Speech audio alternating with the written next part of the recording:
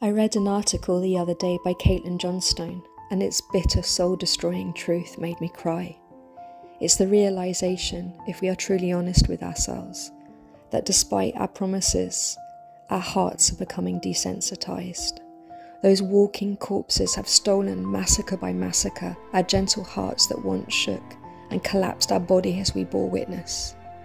As with any raw flesh exposed again and again to pain, our hearts have begun to grow calluses in order to allow us to continue to stand and put one foot in front of the other as we must. As I consider this, I realise that a part of me has broken and will never, at least in this life, be truly fixed.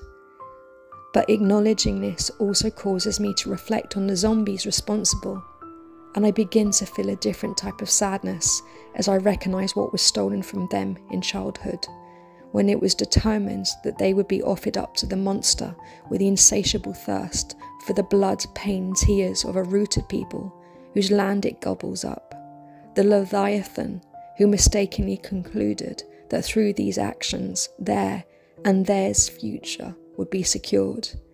They fell for the false doctrine that once transplanted, they could push down their own roots. But as with anything born from trauma, destruction and fear unheard, it has instead poisoned the earth and ensured their ruin. So how do we move forward?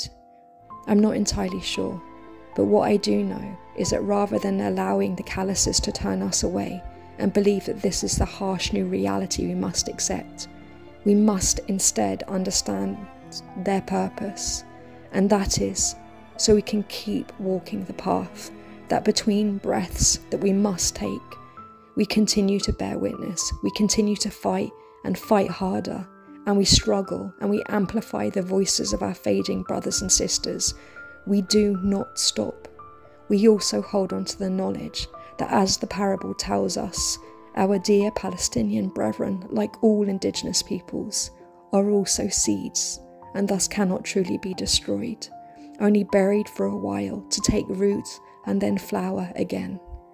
Our struggle at this time in reality is for our own humanity and salvation, because whether we truly understand it yet or not, we are but one body, breathing and groaning together, and we must acquire the wisdom to truly comprehend that what we do or allow to be done to other, we do or allow to be done to ourselves. The true liberation of each and every single one of us from the dark forces of the world will only be achieved on a day we open our eyes and see that there is no other, only us. Aho.